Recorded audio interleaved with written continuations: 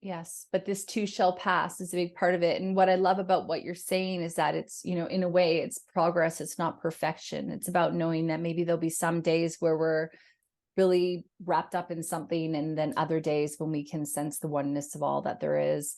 I've got to acknowledge too, I have my guides talking to me. They're really wanting us to focus a little bit in our conversation as well about the importance of building relationship with our teams.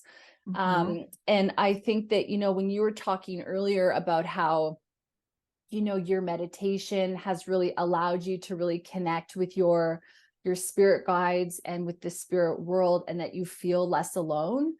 I do think that for me, sometimes I still feel alone, and I know that our listener at home feels like that too sometimes as well. And I think that sometimes we look at people and we think they've got it all together, or they've got it all together.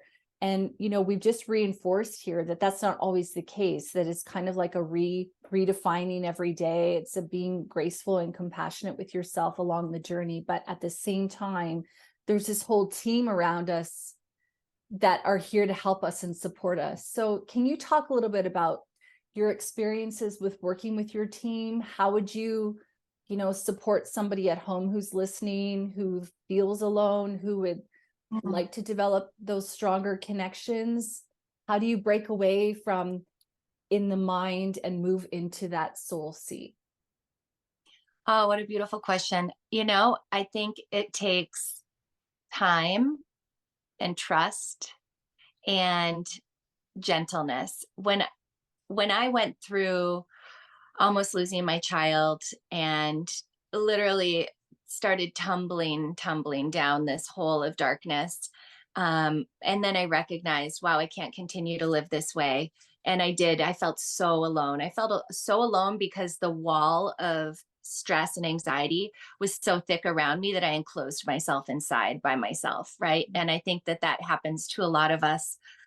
And when I felt the call I had one day, I said, wow, I am going to lose myself completely if I don't change something. And I didn't know what to do. And I think that's the case for so many of us. We don't know what to do.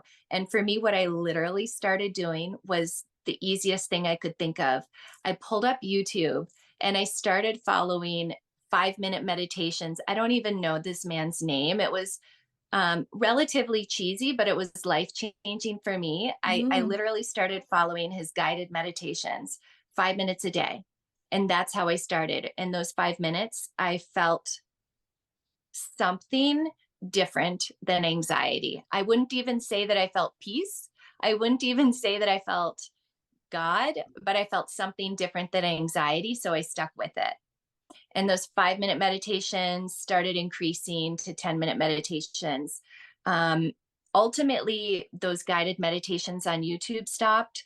And I was like, I can do this on my own. And I started doing it on my own. And that's when things started opening even bigger. But I had to take moments to get there. There's no A to Z. It's like A plus, A plus plus, and finally you get to B and then C and then you go back to A. It's like there's no fast way. All it is time and being truthful with yourself. Yeah. And for me, it was meditation, but I don't think meditation is the answer for everybody. I think it's different for everybody.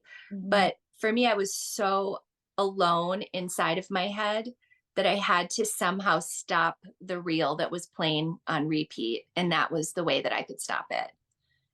It sounds to me as well like the word that I'm getting is intention. And it was like you were intending to take space for yourself, and that was allowing you the opportunity to maybe connect with your guides, connect with that quiet part of yourself, right? Yeah. Intention is a big part of it. And I think that we get caught up in the daily grind, so to speak, that we forget about that intention, even that intentional breath. I think that's everything. My intention at that point was to stop the dialogue in my head. And then what happened is, because I finally was able to stop there was a crack. And that's when spirit came in, and that's when my support team came in.